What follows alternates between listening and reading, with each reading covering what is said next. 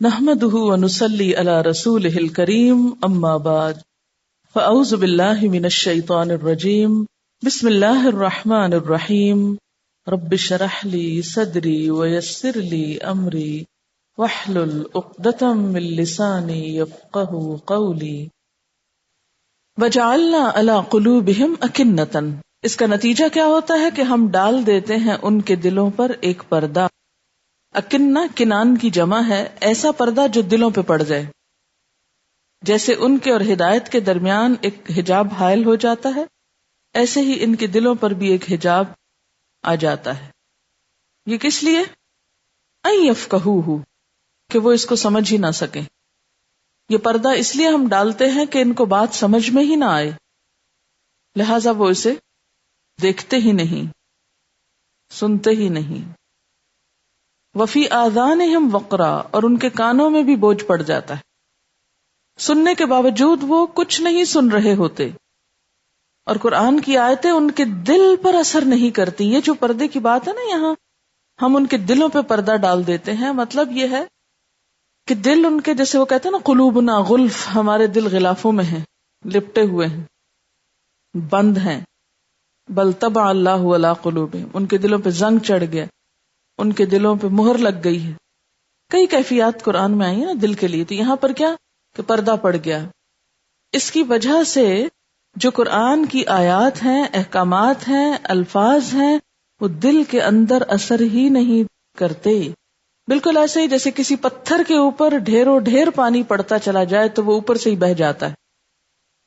تو سنگ دل لوگ، ایسے لوگ جن کے دلوں پر غلاف ہے، ان کو بھی قرآن کی بات سمجھ میں نہیں آتی. اس میں قرآن کا قصور نہیں، خود ان کا اپنا قصور ہے. وَإِذَا ذَكَرْتَ رَبَّكَ، اور جب تم ذکر کرتے ہو اپنے رب کا، فی القرآن، قرآن میں، وحدہ، اکیلے اسی کا، یعنی کسی اور معبود کا ذکر نہیں کرتے، صرف اپنے رب کا کرتے ہو، وَلَّوْ، تو مڑ جاتے ہیں، پھر جاتے ہیں، عَلَىٰ أَدْبَارِهِمْ، اپنی پیٹھوں پر، پیٹھ پھیر جاتے ہیں، منہ موڑ جاتے ہیں. کس طرح؟ نفورا، نفرت سے. نفرا کا مطلب ہوتا نا جانا، تو جس سے نفرت ہوتی ہے انسان اس سے بھی منہ موڑ جاتا ہے، اس کے پاس بھی نہیں بیٹھ سکتا، پھر جاتا ہے. جب تم قرآن میں اپنے ایک ہی رب کا ذکر کرتے ہو تو وہ نفرت سے منہ موڑ لیتے ہیں. یہی تو اصل وجہ ہے جو ان کو قرآن سمجھنے نہیں دیتی، ان کو یہی بات تو پسند نہیں آتی. سورۃ حامیم سجدہ میں اسی بات کو تفصیل سے بیان کیا گیا. آیت ہے 5، وَقَالُوا قُلُوبُنَا فِي أَكِنَّةٍ مِّمَّا تَدْعُونَا إِلَيْهِ وَفِي آذَانِنَا وَقْرٌ وَمِن بَيْنِنَا وَبَيْنِكَ حِجَابٌ فَاعْمَلْ إِنَّنَا عَامِلُونَ. کہتے ہیں اے محمد صلی اللہ علیہ وسلم، جس چیز کی طرف تو ہمیں دعوت دیتا ہے اس کے لیے ہمارے دل بند ہیں، ہمارے کان بہرے ہیں، ہمارے اور تیرے درمیان ایک پردہ ہے، بس تو اپنا کام کر، ہم اپنا کام کر رہے ہیں.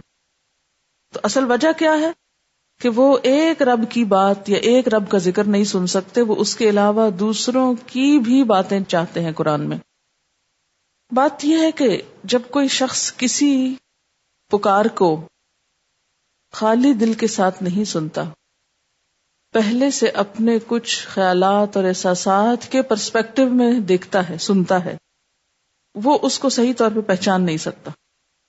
اس کی مثال ایسے ہی ہے کہ اگر جنگ کا زمانہ ہو اور آپ کہیں بہت بڑے شور کی آواز سنیں تو آپ سمجھیں کہ شاید کہیں بم گر گیا ہے یا کوئی ایسی بات ہوئی. لیکن اگر جنگ کا زمانہ نہ ہو، عام حالات ہوں، تو کسی بھی بڑے دھماکے سے آپ کچھ اور سوچ سکتے ہیں، کوئی اور بھی خیال آ سکتا ہے آپ کو.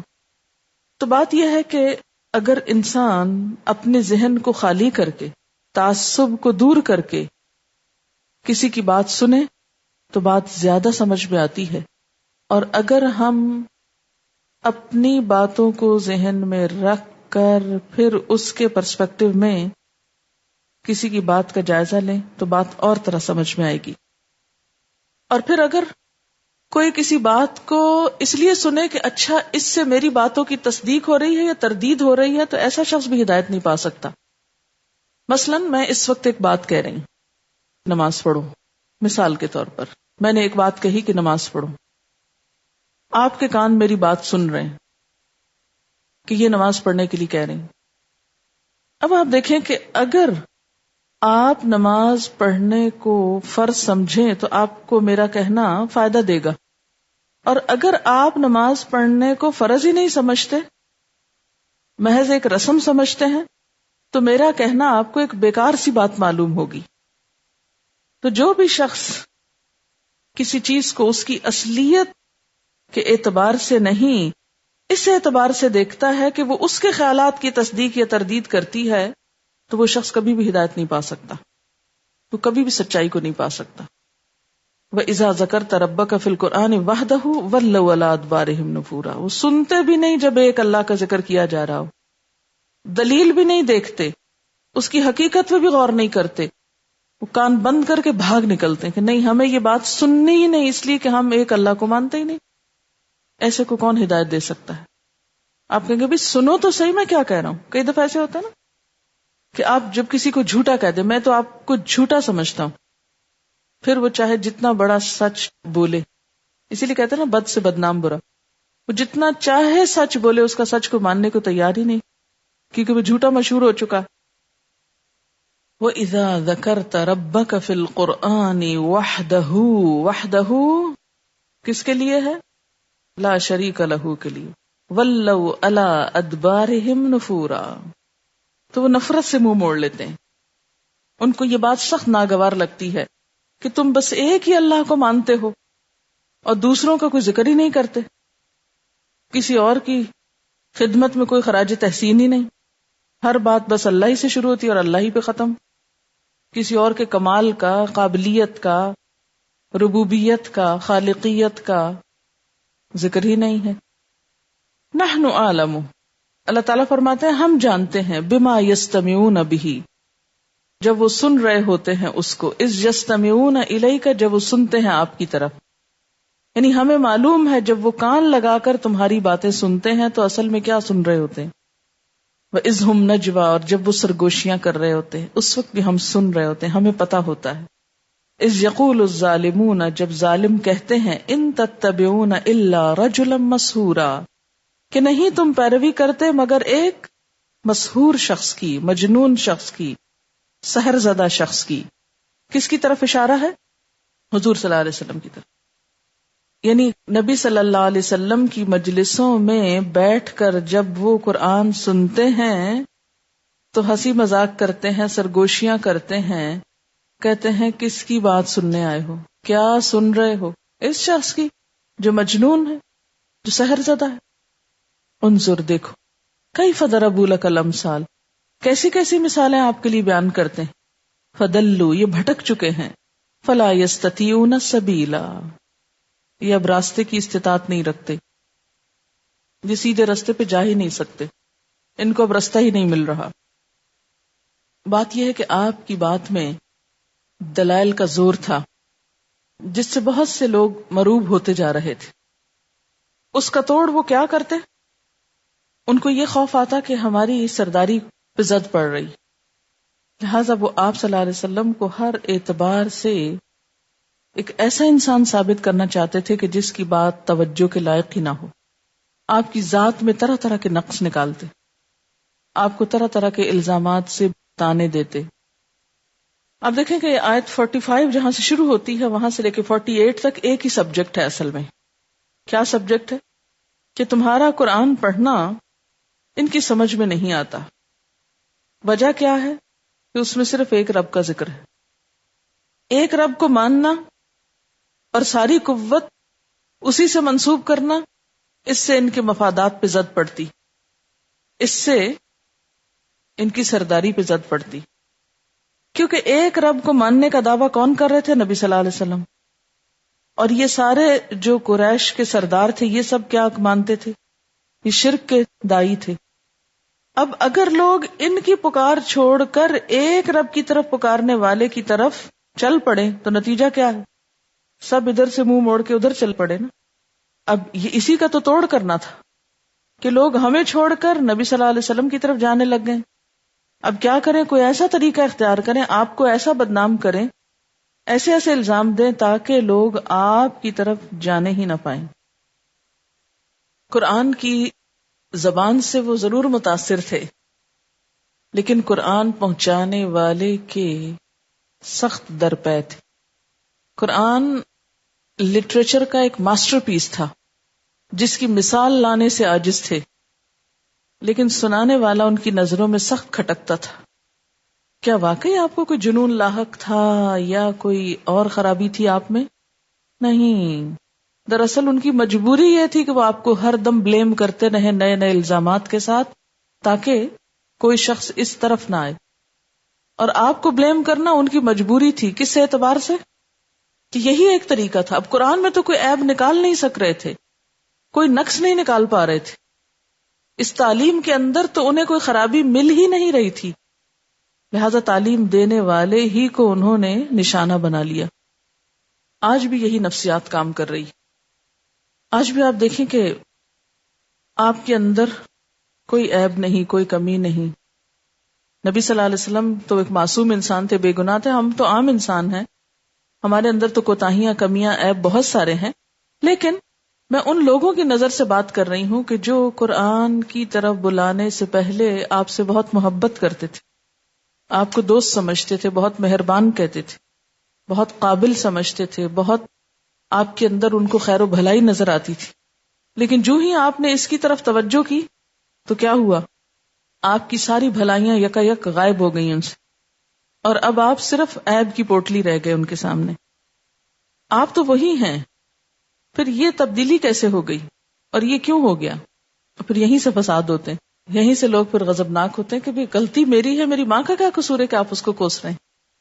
گھروں میں جو جھگڑے فساد ہوتے ہیں ذاتی سطح پر یہی کچھ ہوتے ہیں. ہر ایک کا عمل اس کے اپنے ساتھ ہے. لا تزر وازرۃ وزر اخری. قرآن کہتا ہے کوئی بوجھ اٹھانے والا کسی دوسرے کا بوجھ نہیں اٹھائے گا. مثلاً آپ کسی کو اچھی بات بتاتے ہیں، کسی کو آپ کہتے ہیں نماز پڑھو، وہ پلٹ کے آپ کو کہے تمہارے بچے پڑھتے ہیں. اب آپ تو ٹھس ہو کے بیٹھ جائیں اور رونے لگ جائیں کہ ہاں میرے بچے تو پڑھتے نہیں، اس لیے مجھے تو آج کے بعد تبلیغ کا حق ہی نہیں. کسی کو بھی نہیں کہنا چاہیے کیونکہ میرے بچے نہیں پڑھتے، اس لیے مجھے کسی کو نہیں کہنا چاہیے تم نماز پڑھو. کیا یہ صحیح ہوگا؟ ہاں، آپ قصوروار اس وقت ہیں جب آپ نے اپنے بچوں کے لیے کوئی کوشش نہ کی اور ان کو کوئی بات نہ بتائی اور آپ صرف باہر بتا رہے ہیں. یہ تو آپ کو خود پتا ہے نا. ہر شخص خود اپنا بہترین جج ہے کہ اس نے اپنے بچوں کو کیا بتایا اور کیا نہیں بتایا. اگر نہیں بتایا تو واقعی وہ مجرم ہے. اب بھی کسی کی بات پہ غضبناک نہیں ہونا چاہیے، بلکہ اس کا احسان ماننا چاہیے. شکر ہے اس نے مجھے احساس دلا دیا کہ میں نے یہاں کمی کی ہے. اگر آج تک آپ نے نہیں بتایا تھا تو اب بتانا شروع کر دیں. آپ اس کی بات پہ ناراض ہونے کی بجائے کیا کہیں، بھی بہت شکریہ، آپ نے مجھے توجہ دلا دی، واقعی میں غافل تھی. اور اگر آپ بتا رہے ہیں اور بچے نہیں مان رہے تو بھی آپ کو مایوس ہونے کی ضرورت نہیں کہ میں تو اپنا فرض ادا کرتی ہوں، اب اگر وہ نہیں مان رہے اور وہ میرے راستے کا پتھر ہے تو اس کا مطلب ہے کہ میں اللہ کے راستے میں آگے بڑھوں ہی نہ. نہیں، مجھے تو بڑھنا ہے. حضرت نوح علیہ السلام کا بیٹا جب آپ کی بات نہیں مانتا تھا، یا بیوی، یا حضرت لوط علیہ السلام کی بیوی، تو اس کا مطلب یہ ہے کہ ان کو تو پیغمبر بننا ہی نہیں چاہیے تھا، یا ان کو تو کسی کو کوئی بات بتانی ہی نہیں چاہیے تھی کہ ان کے تو ابھی اپنے گھر میں ہی اصلاح نہیں ہوئی تھی. کیا کبھی آپ سوچ سکتے ہیں کہ جو شخص دوسروں کی اصلاح کا خواہش مند ہو، کیا وہ چاہے گا کہ اس کے اپنے دل کے ٹکڑے اور اس کا اپنا گھر اور اس کے خون کے رشتے اور اس کے محبت کے رشتے ان کی اصلاح نہ ہو؟ یہ کیسے ہو سکتا ہے؟ اگر واقعی وہ نہیں کر رہا تو اس کی وجہ یہ ہو سکتی ہے کہ وہ شخص بھول گیا اپنی اس ذمہ داری کو، تو اس کو ادا کر لینا چاہیے. اور اگر وہ کر رہا ہے تو لوگوں کی باتوں سے کبھی مایوس ہو کر 1 انچ پیچھے ہٹنے کی کوشش نہ کریں. 1 انچ اگر پیچھے ہٹ گئے تو اس کا مطلب ہے کہ جو بات آپ کر رہے ہیں وہ درستی نہیں، کیونکہ آپ تو کسی کو بتانے کے قابل ہی نہیں. تو جو بات آپ کسی کو نہیں بتا سکتے، آپ خود اس پر عمل کر ہی نہیں سکتے اور آپ کا عمل برقرار رہ ہی نہیں سکتا. اللہ تعالیٰ نے یہ ذمہ داری ہم پہ ڈالی ہی اس لیے ہے تاکہ ہم خود سیدھے رہیں. اور آپ دیکھیے کہ خاندانی معاملات میں تو پھر سورۃ یوسف کافی ہے نا. حضرت یعقوب علیہ السلام ایک پیغمبر، پیغمبر کے بیٹے، پیغمبر کے پوتے، ان کی اولاد، سارے کے سارے، جن کا باپ، جن کا دادا، حضرت ابراہیم علیہ السلام اللہ کے دوست، تو یوسف علیہ السلام کے بھائی کیا ان کے پڑپوتے نہیں تھے؟ یعنی اسحاق اور پھر یعقوب، جن کا باپ، دادا، پردادا، 3 نسلیں پیغمبر ہوں. ان کے بچے اگر اس طرح ہوں کہ اپنے ہی بھائی کو برداشت نہ کر سکیں اور اس کو جا کے کنویں میں پھینکیں، تو اس سے کیا بات سمجھ میں آتی کہ کوئی کسی کی ذمہ داری نہیں لے سکتا. لا تزر وازرۃ وزر اخرى، اور نہ ہی کسی کی نسل میں ہونے سے کوئی بہت نیک بن جاتا ہے. اسی لیے تو اللہ تعالیٰ نے حضرت ابراہیم علیہ السلام سے کہا تھا نا، قال لا ينال عہد الظالمین، میرا وعدہ ظالموں کے لیے نہیں ہے. تو اس لیے انسان کو کبھی بھی کسی بھی چیز سے مایوس نہیں ہونا چاہیے. اپنی اصلاح کا، اپنی ذاتی اصلاح کا واحد طریقہ دوسروں کو بتاتے رہیں، یہ خوشبو پھیلاتے رہیں، یہ چراغ جلاتے رہیں. اگر آپ نے جلانے چھوڑ دیے نا تو آپ کا بھی ایک دن بجھ جائے گا. ورنہ اگر آپ جلاتے رہیں گے نا اور آپ کا بجھ گیا تو آپ دوسروں سے اپنا پھر جلا لیں گے. جیسے کینڈل ہے نا، مثلا ایک جگہ پر 10 لوگ بیٹھے ہوئے 10 کینڈل جلا رہے ہیں، اور سب سے پہلے آپ نے جلائی اور سب نے آپ سے جلائی. اتفاق ہوا ایک جھونکا آپ کی بجھ گئی، باقیوں کی جل رہی تھی، تو اب کیا ہوگا؟ آپ دوسروں سے جلا لیں گے. لیکن اگر آپ کے پاس لائٹ تھی اور آپ نے دوسروں کو نہیں دی تو کیا ہوگا؟ آپ کی بھی اگر بجھ گئی تو پھر کوئی آپ کی جلانے والا نہ ہوگا. تو بالکل اسی طرح جب دین کی ایک بات ہم کو پتا ہے نا، ہمارا فرض بنتا ہے کہ ہم دوسرے کو بتا دیں، تاکہ اگر ہم بھول جائیں تو وہ ہم کو یاد کرا دیں پلٹ کے. یہ سنجیدگی جب آتی ہے نا، جب آخرت کے امتحان کا فکر ہو. جس نے امتحان دینا ہو اس کو پریشانی ہو کہ میں نے کامیاب ہونا ہے، مجھے کامیابی چاہیے، تو وہ ہر صورت میں اپنے پرچے کی تیاری کرے گا.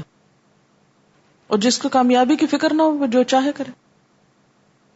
جیسے ہوتا ہے نا، جب امتحان ہوتا ہے اور جو سنجیدہ طالب علم ہوتا ہے وہ ہر قیمت پر پڑھنے کی کوشش کرتا ہے، اٹھے کھڑے بیٹھے، بیمار بھی ہو، بخار بھی ہو، تو وہ کہتا نہیں میرا پیپر ہے، میں نے پڑھنا ہے، میں نے کسی بھی قیمت پہ کامیاب ہونا، میں اسے چھوڑ نہیں سکتا، میرا آخری چانس ہے. خاص طور پہ آپ نے دیکھا ہوگا جیسے اب CSS کے لیے وہ آخری لمٹ مقرر ہو گئی، تو جن لوگوں کے آخری چانس ہیں، آپ نے ان کے حال دیکھے آج کل کیا ہے.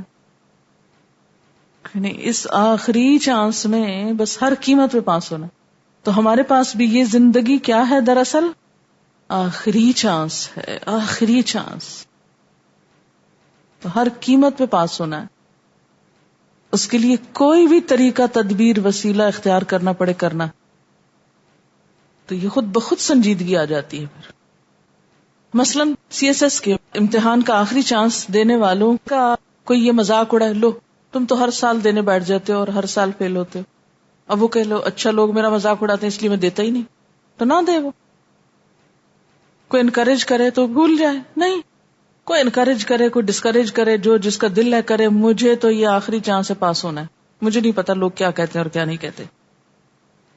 وقالو، اور وہ کہتے ہیں، اذا کننا عظاما، کیا جب ہم ہڈیاں ہو جائیں گے، ورفاتن، اور خاک ہو جائیں گے، چورا چورا ہو جائیں گے، انا لمبعوثون خلقا جدیدا، تو ہم نئے سرے سے پیدا کیے جائیں گے، پھر اٹھیں گے. یہ بھی ان کو بڑا عجیب لگتا تھا.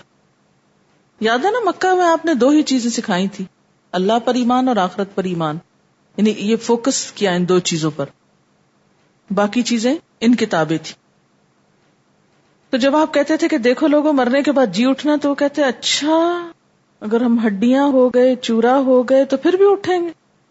قل، فرماؤ، کونو، ہو جاؤ، حجارتن، پتھر، او حدیدا، یا لوہا، پتھر بھی بن جاؤ یا لوہا بن جاؤ، او خلقا مما یکبر فی صدورکم، یا کوئی ایسی مخلوق جو تمہارے دلوں میں اس سے بھی بڑی ہو، اس سے بھی سخت چیز تمہارے ذہن میں ہو، تو پھر بھی اٹھائے جاؤ گے. اللہ کے لیے کچھ مشکل نہیں. فَسَيَقُولُونَ، پسند قریب وہ کہیں گے من یعیدنا، کون لوٹائے گا ہم کو؟ قل الذی فطرکم اول مرۃ، کہہ دیجئے جس نے تم کو پہلی دفعہ پیدا کیا تھا. فسینغضون الیک رؤوسہم، پسند قریب ہلائیں گے آپ کی طرف اپنے سروں کو، یعنی تعجب سے یا مذاق سے سر ہلانے کے لیے ہوتا ہے یہ لفظ. ٹھیک، ایسے کرتے ہیں نا، بالکل ٹھیک، حالانکہ مقصد بالکل ٹھیک ہے نہیں ہونا ہوتا.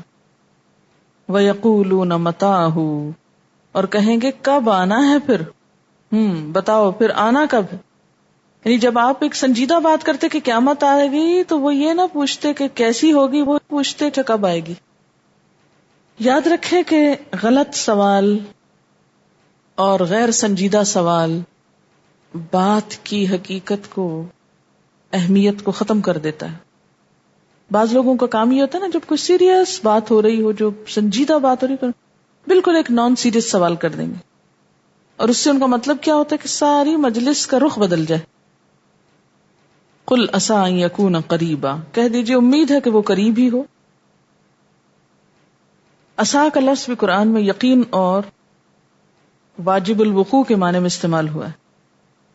واجب الوقوع، جس کا واقع ہونا واجب ہے، یقین، یعنی عسى یہاں شک کے معنوں میں نہیں، یقین کے معنوں میں، یقینی بات ہے کہ وہ ہو جائے گی. ویسے ترجمے میں تم کر دیتے ہیں نا محاورتاً، امید ہے کہ قریب ہی آ لگی، لیکن اس امید کے اندر یقین ہے کہ قریب ہی آ چکی ہے. اچھا یہ کیوں کہا گیا کہ پتھر ہو جاؤ، لوہا ہو جاؤ، وہ ضرور اٹھا لے گا؟ پتھر اور لوہا دو چیزوں میں زندگی کے آثار مشکل ہوتے ہیں نا. پتھر میں کچھ اگتا نہیں، لوہے میں بھی کچھ اگتا نہیں. مٹی میں تو اگ جاتی ہے نا چیزیں، مٹی سے تو دوبارہ زندگی نکل آتی. وہ کہتے تھے نا کیا ہم مر کے مٹی ہو جائیں گے تو پھر اٹھائے جائیں گے؟ فرمایا تو مٹی تو چھوڑ، لوہا اور پتھر ہو جاؤ پھر بھی اٹھ جاؤ گے. اللہ کے لیے پھر بھی مشکل نہیں کہ تمہارے اندر زندگی کے آثار پیدا کر دے. یوم یدعوکم، جس دن وہ تم کو پکارے گا. فتستجیبون بحمدہ، تو تم جواب دو گے اس کی حمد کے ساتھ، اس کی حمد کرتے ہوئے پکار کے جواب میں نکل آؤ گے، یعنی قبروں سے زندہ اپنے رب کی طرف. وتظنون، اور تم سمجھ رہے ہوگے، ان لبثتم الا قلیلا، کہ تم بہت تھوڑا ٹھہر کے آئے. کہاں؟ دنیا میں. کأنہم یوم یرونہا لم یلبثوا الا عشیۃ او ضحاہا. قیامت کے دن انسان کو وہاں ٹھہرنا کیسا لگے گا؟ یعنی دنیا میں ٹھہرا ہوا وقت کیسے لگے گا؟ صبح کی گھڑی یا شام کی گھڑی بس. وقل، اور کہہ دیجئے، لعبادی، میرے بندوں کو، یقولو، کہ وہ کہا کریں، التی، وہ بات، ہی احسن، جو زیادہ اچھی ہو. یعنی گفتگو کے وقت زبان کو احتیاط سے استعمال کریں. پیچھے سمع، بصر اور فؤاد کی بات ہوئی، اور یہاں پر زبان کے استعمال کی بات ہے. کیوں اس کی تاکید کیوں کی گئی؟ اس لیے کہ ان الشیطان ینزغ بینہم، شیطان ان کے درمیان فساد ڈلواتا ہے. زبان کی ذرا سی بے اعتدالی سے شیطان، جو تمہارا کھلا اور ازلی دشمن ہے، تمہارے درمیان آپس میں فساد ڈلوا سکتا ہے. اس وقت آپ سب اپنے ذہن میں کسی بھی انسان کے ساتھ تعلق کی خرابی کو یاد کریں جس سے آپ کے ٹرمز اچھے نہ ہوں. کچھ یاد آ گیا؟ آپ کہیں گے ہمارے تو سب کے ساتھ ہی اچھے ہیں. یہ نہیں ہو سکتا. اکثر ہوتا ہے، وقت کی کمی کی وجہ سے بات پوری طرح دوسروں کو کنوے نہیں کر پاتے، اور جلد بازی میں بعض اوقات الٹ بات نکل جاتی، یا دوسرے مس انڈرسٹینڈ کر جاتے ہیں، اور اس کے نتیجے میں تعلقات خراب ہو جاتے ہیں. بات یہ ہے کہ یہ ایک بہت بڑا فیکٹر ہے. ٹائم کم ہوتا ہے. مثلاً آپ بچے کو جوتا پہنا رہے ہیں اور آپ کو خود بھی جلدی سے نکلنا ہے، اب وہ پہن نہیں رہا، تو آپ اسے کہیں پہن لو، نہیں پہنتے تو آپ کہیں جلدی کرو جلدی کرو. اب یہ جو جلدی کرو کہا نا، تو پریشرائز کیا اس کو بھی، اور اگر اس نے پاؤں پھر کھینچ لیا اس پریشر میں اور اس کو سمجھ ہی نہیں آئی کہ آپ نے کیا کہا، تو اس سے کیا ہوگا؟ آپ ہو سکتا ہے آپ اس سے زیادہ غصے میں اور آ جائیں، اور اس طرح بات بگڑ جاتی. بتانا میں دراصل یہ چاہتی تھی اس آیت کی روشنی میں کہ تعلقات کی تمام تر خرابیاں، بگاڑ، فساد، اس کا سبب زبان ہوتی، یا زبان کا بے احتیاطی سے استعمال. اور بے احتیاطی عموماً کب ہوتی ہے؟ جب جلد بازی ہوتی، یا بدگمانی ہوتی، یا مفاد پہ کوئی زد پڑ رہی ہوتی، کسی کی حیثیت کو کوئی نقصان پہنچ رہا ہوتا ہے. خاص طور پر جب انسان دین کی بات کسی کو بتائے. آپ نے دیکھا ہوگا کہ دین کی باتوں پہ عموماً جھگڑے زیادہ ہوتے ہیں، عام باتوں میں کم لیکن دین کی باتوں میں زیادہ. اس کی کیا وجہ ہوتی؟ کہ جب آپ کسی کو کوئی بات بتاتے ہیں اور دوسرا شخص نہیں مانتا، انکار کر دیتا ہے، تو بتانے والے کے اندر ایک اریٹیشن پیدا ہوتی، ایک جھنجھلاہٹ آتی کہ یہ کیسا شخص ہے، ایک کھلی سچائی کو نہیں مانتا. میں کہہ کیا رہا ہوں جو اس کی سمجھ میں نہیں آ رہا. کبھی بات اور آگے بڑھ جاتی اور انسان یہ کہہ اٹھتا ہے کہ اس شخص کو تو جنت میں کبھی جانا ہی نہیں، یہ تو مانتا نہیں، یہ دوزخی ہے، لانتی ہے. یہ ہیں بہت آخری درجے کے الفاظ لیکن ہیں استعمال میں آپ کے ہاں، بہت عام ہیں. تو اس قسم کا کلام دین کی دعوت دینے والے کے لیے زہر کی طرح، سارا کھیل بگڑ جائے گا، سارے کیے کرائے پہ پانی پھر جائے گا، ضائع ہو جائے گا. اگر زبان سے ایسے فتوے صادر ہونے لگے کہ کسی کو جہنمی بولیں اور کسی کو لانتی کہیں اور کسی کو کافر بولیں. آپ کو معلوم ہے نا آج کل پڑھے لکھے لوگ دین سے کیوں بھاگتے ہیں؟ دینداروں کے اسی رویے سے. آپ دیکھیں، آپ اپنے بچے کو دین کے لیے کوئی کام کہتے ہیں، چلو نماز پڑھو، وہ نہیں مانتا. دوسری دفعہ کہتے ہیں، کیا تیسری دفعہ بھی اتنا ہی آسان طریقے سے کہیں گے جو وہ نہیں مانے گا؟ کبھی ان کوسنوں پہ غور فرمائیے کہ کیا کیا لفظ اس میں ہوتے ہیں جب کوئی بات نہیں مان رہا ہوتا، اس وقت ہماری زبان سے نکل کے آ رہا ہوتا ہے. کیا یہی جو اللہ تعالیٰ فرماتے وَقُلْ لِعِبَادِي يَقُولُ الَّتِي هِيَ أَحْسَنُ، وہ احسن باتیں ہوتی. نتیجہ کیا نکلے گا؟ لوگوں کے اندر ایک ریزسٹنس بلڈ ہو جائے گی، وہ ڈیفینسو پوزیشن میں آ جائیں گے، اریٹیٹ ہوں گے، اور اگر وہ پہلے مانتے بھی تھے تو اور نہیں مانیں گے، اور الٹا پھر ہم اور پریشان ہوں گے کہ ہم نے ایک سچی بات کی اور کوئی قبول کرنے کو تیار نہیں. تو بات یہ ہے کہ وہ سچی بات ہم نے اللہ کے حکم کے مطابق نہیں کہی، ہم نے خود اللہ کی نافرمانی کی ہے. تو جو کام اللہ کی نافرمانی کے ساتھ ہو رہا ہو اس میں اثر کیا ہوگا؟ قصور وہاں تو ہے ہی لیکن یہاں بھی ہے جس کا عموماً ہم اعتراف نہیں کرتے. شیطان نے بھی تو یہی کیا تھا نا، اعتراف نہیں کیا تھا. آدم علیہ السلام نے کر لیا، اس لیے اللہ نے چن لیا. فرمایا ان الشیطان کان للانسان عدوا مبینا، شیطان انسان کا کھلا دشمن ہے. وآخر دعوانا ان الحمد للہ رب العالمین. سبحانک اللہم وبحمدک نشہد ان لا الہ الا انت نستغفرک ونتوب الیک. السلام علیکم ورحمۃ اللہ